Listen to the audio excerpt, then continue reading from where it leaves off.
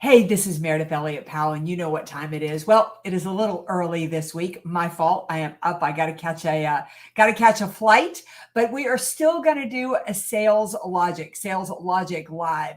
And Mark, it's been a busy week, right? It has been a every week is busy, but when you're selling, you're out there making it happen, having fun, and that's what counts. Okay, this week we're going to talk about, I really feel like a subject we probably should have talked about a while ago. So let me go ahead and start the video and we will dive in to this week's episode.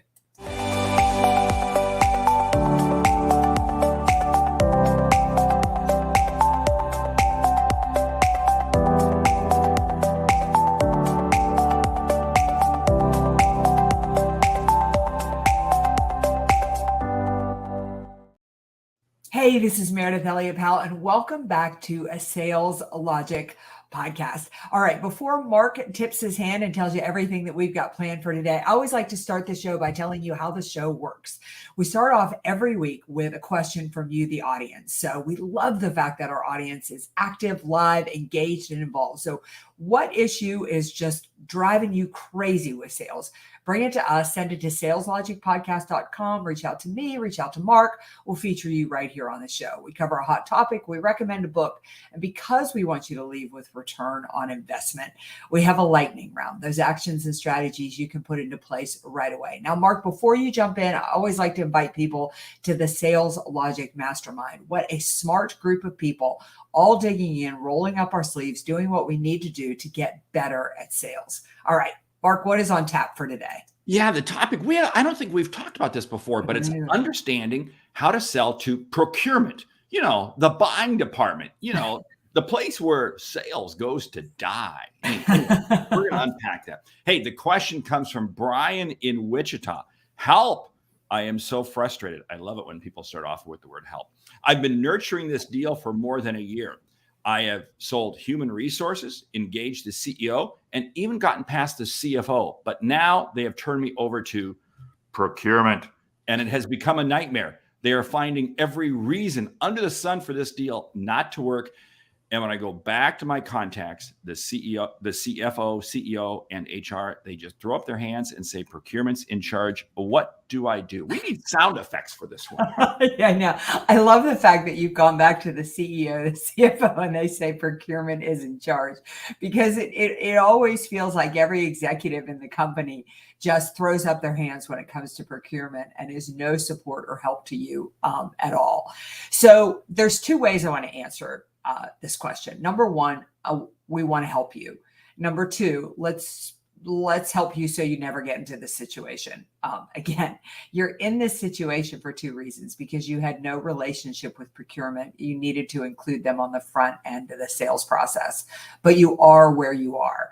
And number one, understand procurement. You've got to understand that you're selling to a different animal, a different beast right now. They don't, you have to understand who they are. First of all, you need to understand their language. You need to understand the fact that they are risk adverse. They are critical by nature. They look for reasons for the deal not to work. Now, that may really sound negative, but there's so much power in understanding that, because you can relate to them and you can connect to them. Mark, I don't know how you feel, but how I sell to procurement is different than how I sell to HR, to the CEO, or to the CFO. I'm selling according to the rules, regulations, and compliance when I sell to procurement. I'm selling to the value that'll bring to the company when I'm selling to the executives. Well, first of all, we have to tell William you need caffeine at this hour. Yes, I have caffeine. I have. And let me tell you something. I'm going to uncork on this one, because Brian, I'm going to tell you something right here. The CEO, CFO, and they don't really care about what you're selling to HR. And that's the problem, because you're selling to HR. Here's the deal.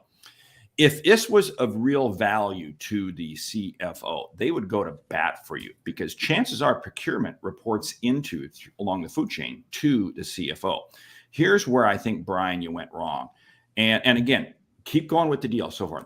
There's a selling process used in the tech world, tech SaaS world, called MEDDPICC, MEDDPICC.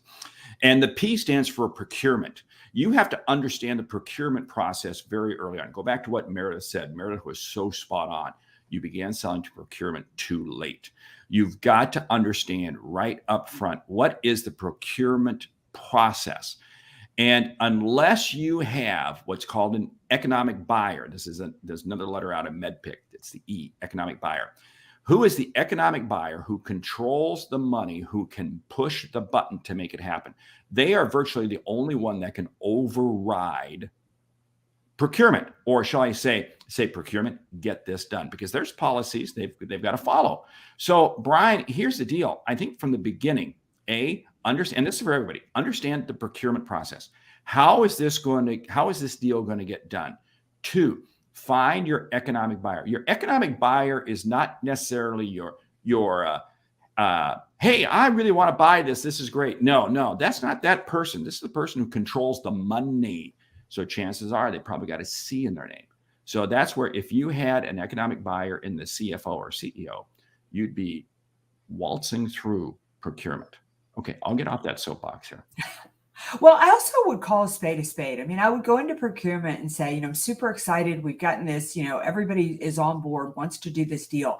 Let me know how I need to make it work for you. Their problems are different. Their challenges are different. And you've got to know what they need in order to make the deal work. I also want to echo, though, what Mark said. When you have sold to the economic buyer, this reminds me of, I got caught up with procurement with an organization, and I had sold the meeting planner, I'd sold the sales director. I was in for the meeting, but procurement just, oh my God, they were such a pain. And finally, I just said, forget it. This isn't worth it to me. Boy, procurement turned around so fast once I pushed back, because that buyer, obviously, I mean, I don't know what happened, but I'm sure procurement went back and said, she won't work with us. And I think they probably said, forget it. Like, you need to make it work. We want her in that meeting. So I think you're doing really well. I don't know that what I did was a smart decision. Don't make an enemy of procurement. That's not a good idea. But the other thing I would suggest, what I do now is, in the process of selling to others in the company, we talk about procurement. What's procurement going to need? Who do I need to meet in the procurement department? So I can get involved early, understanding what they're going to need and what hoops I'm going to jump through, and maybe what hoops I could push back on. That is so key, because again, what you just said, understand what procurement is going to need right up front. That's so key. Now, here's the difference. Big difference if the procurement department is buying a service or a product. If they're buying a service, they are supply chain management. You have to look at that, supply chain management. And they're looking for inventory turns. They are looking for minimizing the financial resources involved in inventory, et cetera, et cetera, et cetera. So that's one set of criteria. If they are, on the other hand, buying a service, now it comes down to, okay, is it cost? Does it fit their parameters? What is the legal ramifications? What are all the liability issues? What are all those things? And those are boxes that they've got to check. So you've got to understand those up front. Here's the deal with procurement. We like to think that, oh man, procurement, they've got such a tough job pushing back on people like us, salespeople. No, that's the easy part of their job. The tough part of their job is going to the department or going to the person, and I'll tell a quick story here in just a second, who they're rejecting. Example, healthcare, hospitals, procurement in hospitals, for instance. You may have a surgeon who absolutely wants to use a certain particular orthopedic device, and it's very, very expensive. And procurement says, oh, we can buy from brand B for a lot cheaper. So they push back and they get a lower price. But the most difficult conversation is going to that surgeon and tell them, guess what? You're not going to get the orthopedic device that you're looking for. You're going to get something else. And of course, the surgeon goes ballistic. So those are the more difficult conversations they have. So here's why it's so important. You have got to find who that person is. And this is what Meredith did so beautifully, because you were able to navigate through procurement, because you had somebody who really wanted you to come in for that meeting. They wanted you. And as soon as you began pushing back, whoa, procurement was, we're going to be in trouble going back to talk to whoever it is that they're going to talk to. So they got you approved. This is so key. You win the fight with procurement before you get to procurement, period. So incredibly well said. Mark, something I'm curious about. So in my dealings with procurement, I have found that if I give them an inch, they will take a mile. And so I need to be willing to work with them. I need to be, acquiesce, figure out what they need. But at the same time, this is the situation I got into where I just finally said, forget it. Every time I acquiesced and did something, they wanted something else. And sometimes I feel that procurement can be so process and so rules driven that they never seem to stop. And so I think you have to, have your balance there, not just be willing to go with anything procurement wants, because they will over process and over process. Oh, I totally agree. I had a VP of procurement who years ago I was doing a negotiating class, and this was for sales team, and the vice president of procurement wanted to sit in on the meeting. Came up to me at break. He said, Mark, I got a funny story to tell you.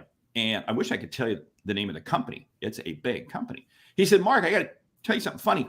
Every quarter, I get kind of the buying managers together, and we go out and grab a couple beers, and we talk about what categories we want to go after. And I said, what do you mean? He says, oh, what we do is this. We will sit there and over beers craft a letter, how, it's so important that you take your price down. We just come up with things, and we send this letter out to all kinds of vendors. And it's amazing how vendors will roll over and play dead because they say, hey, you need to have your plan to us by 1 week from today, period, as to how you will reduce the price by X%. And he said, it's like taking candy from a baby. Salespeople will roll over and play dead and give them a discount. Now, stop and think about this for a moment. What does this tell procurement?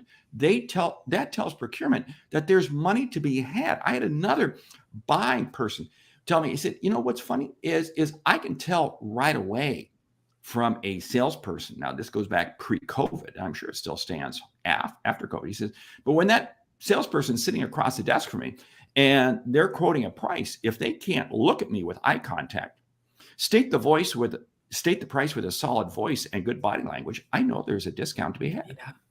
And all I have to do is push back and I get a discount. See, and this goes back to what you were saying, Mayor.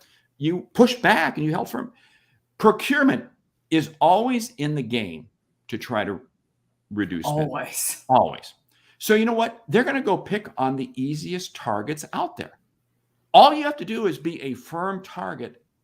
And when that, it just isn't worth dealing with Meridith. I'll go get my X amount of savings from somebody else. Yeah, they, their goal is so different. I mean, you said that so well. Their goal is to reduce the price. I mean, and they don't deal very often, if ever, with the end user. So the value isn't where they're focused.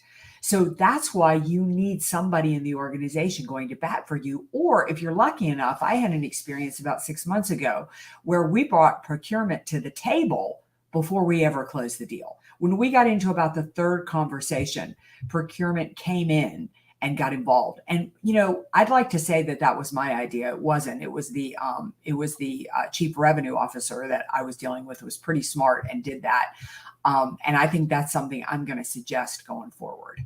That is so key because, again, you're involving them because procurement has got their own set of objectives. And I go back and I go, if it's a product, it's supply chain management. If it's a service, it's liability, it's the financial piece, et cetera, et cetera.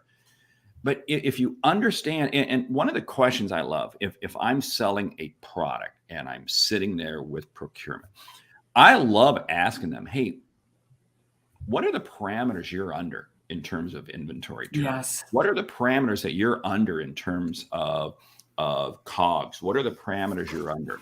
And, many times they won't answer that question, but they're going to respect you for asking that question because what it tells them is that you understand their system. A question I used to ask all the time is, what's the computer system? Now, everybody's consolidated now around Oracle and SAP and a few others now, but back years ago, everybody was using different systems. And I would love to, hey, what's the system that you're using to manage all the contracts. And it was amazing. That would get into some great conversations. The reason I'm sharing this is because if you understand procurement's job, it is amazing how they will not necessarily roll over and play dead for you, but they will open up for you. And they will suddenly think to themselves, you know what? I'm not going to push back on Mark or Meredith. I'm going to push back on somebody else. Yeah. I mean, the thing about procurement is I've always thought about procurement as kind of like the way I think about credit underwriting in banks. They kind of got a chip on their shoulder because they expect people not to like them. And so they come to work with you kind of ready to go at battle because by the time we get to procurement, we think the deal's done. And then procurement pushes back on us. And our immediate reaction is to get defensive, to get frustrated, to get defensive. But you need to work to make procurement your friend, work to like procurement, do what procurement doesn't expect, be easy to work with, be amiable, try to help them and understand them and help them achieve their goals. Again, learning how to sell to procurement is different because what their goals are different than the other parts of the organization. Oh, so true. And of course, remember now, procurement in a government agency is going to be different than procurement in private enterprise. So again, there are always going to be differences in there. Here's a big mistake that salespeople make. Well, I want to sell to company XYZ. Let me go out to their website. Oh, I see. It says new vendors should register and file all this stuff here. Whoa, guess what? Now you are in the procurement trap. And it's not going to work out well for you. I always say I'm going to enter into procurement conversations. I'm going to be aware of it if there's some information I can learn on the website. But I'm going to find out who's going to be the user of my product, who's going to benefit from it. That's the relationship I want to create first. Because if I go into procurement first, guess what? Now I'm playing by their rules. Mm-hmm. And I don't want to. I want to play by somebody else's guidelines. The user, the division, whoever it might be, the CRO that's bringing you or I in for their sales meeting. That's the person I want to deal with first, and then they take us to procurement because now they're taking us to procurement, not we are not going. But I've got to understand right up front what that process is. Yeah. And, depending on the size of the company, procurement's really different. I mean, in some large corporations, it can be really, really involved. And when it gets to procurement, not only do you need to understand what they've got to have in place in order for the contract to work, but I like to go ahead and see right up front at that point, what do you need in order to get my payment terms in place and all those types of things, because this system can completely drag out if you're not asking the right questions and understanding the things so I think a great question to ask procurement right at the beginning of the process is, help me help you make this as easy as possible. Help me understand everything that you need from me up front so that I can be getting these things together. Because if not, this will be just when you think you're done with procurement, they'll come back and need something else. Just when you think you're done, they'll come back and need one other thing. And it can drag the process out forever. Oh, especially if what you're doing is you're selling in something that's going to replace something existing. Because now what is procurement going to do? They're going to take your package and they're going to shop it against the incumbent. Yes. And guess what? It gets drug out. I've even seen that from a speaking standpoint. I'll go in and they can, well, your fee is so much different than what we paid for somebody last year. Why should we pay you that? Whoa, hold it. You are comparing apples to oranges. This is the whole key. You've got to understand, how is your product, your service going to fit into the organization? Because again, this changes the process, their thinking process in terms of how they go through. Because here's the other thing. If you're going in to convert, now this procurement person has got to say, okay, how do I manage inventory conversion? How do I manage SKU? What's the SKU process? What's all of the issues? How is this going to impact? See, so if I'm going in to convert, my process is going to be much longer. If I'm going in because it's a new product or a new service that they haven't had before, it's really kind of an easier setup. But in both cases, I'm still probably going to have to go through the vendor setup process. And the vendor setup process, you and I have seen this, man. Oh yeah. Oh, it's awful. And especially if you're dealing with a government agency. Yeah. I mean, you are dealing with unbelievable levels of paperwork, and you better be prepared for that, because if you thought, gee, I need a decision on this by Tuesday, and the buyer says yes on Monday, procurement's not going to agree to it Tuesday because, oh, guess what? You haven't filled out the credit reports. You don't have ESG in. You don't have all of these pieces, and you haven't demonstrated liability. I don't know about you, but how many times have you been asked to provide certificates or some sort of copy of your insurance? Oh yes. Liability insurance and so forth. And these are all little curveballs that, again, you've got to be prepared for it, because stuff comes up. So, man, salespeople, please. And how many times have we seen this? Salespeople get right down to the end of the quarter, the end of the month, they want to close the deal. And gee, procurement's just not cooperating. I'll tell you what, when I hear a sales manager and I hear a salesperson saying, I would have made my number if only procurement had been able to process this order, I go, I want to throw up, because I'll tell you what, that means you did not do your homework at the top of the process to understand what the process is, because that process has been in place for probably years and years with that company. Shame on you for not understanding what your customer was going to have to go through. You're bringing up such a great point, because so often, I think you have to decide if it's worth it.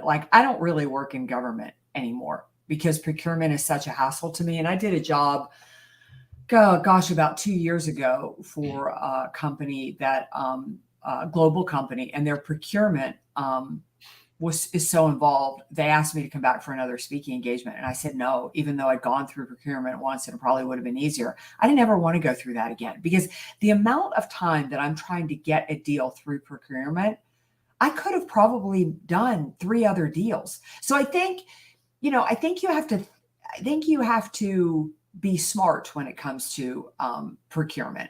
But, I was thinking also, if you've never sold to procurement, if you're listening to this show and you've never had to deal with procurement, it's coming in your future. So a really good process for any sales manager right out there is invite somebody from procurement to come in and talk to your sales team. Understand the process from the people who are procurement, why they are the way they are, what they're being graded on. Understand that process, because the better you understand the process, the more effective you're going to be at it. Yeah, and don't think it's going to be, let's go to lunch, or because you know what? If there's one set of rules that procurement has, they are not going to. They are not. That doesn't come up onto their radar screen at all. Here's the key thing, though: procurement people, they're just doing their job. Yeah. They are just doing. This is no different than the gatekeeper, or as I like to call it, the door opener. This is no different than anybody else in an organization. And you've got to understand that they're coming to work every day. They're looking to do their job. They're doing what they want to do, and respect them for that. Don't try to throw them under the bus. You can play hardball with them. You can be firm with them, but don't push beyond that. So anyway, great conversation. Yeah. I can't believe we haven't talked about this before, but hey, we should talk about our book, right? Yeah. The book is To Sell is Human. Yes, procurement people are human. By Daniel. That is exactly why I chose the book. I mean, first of all, To Sell is Human. It is an unbelievable book by Daniel Pink, probably one of the most cutting edge, innovative sales authors out there. But at the end of the day, I think you do need to remember, while procurement may not appear that they are human. And it's going to take those same relationship skills to sell to procurement. In fact, they're more important to sell to procurement than they are anywhere else. And really, Daniel Pink lays it out so well in this book. Yeah, it is. It's, you just have to understand. Okay, you ready for the lightning round? I'm going to do it. Okay. I'm going to do an audible on the lightning round. Top 10 ways. It's as if we plan these in advance. Top 10 ways to deal with procurement.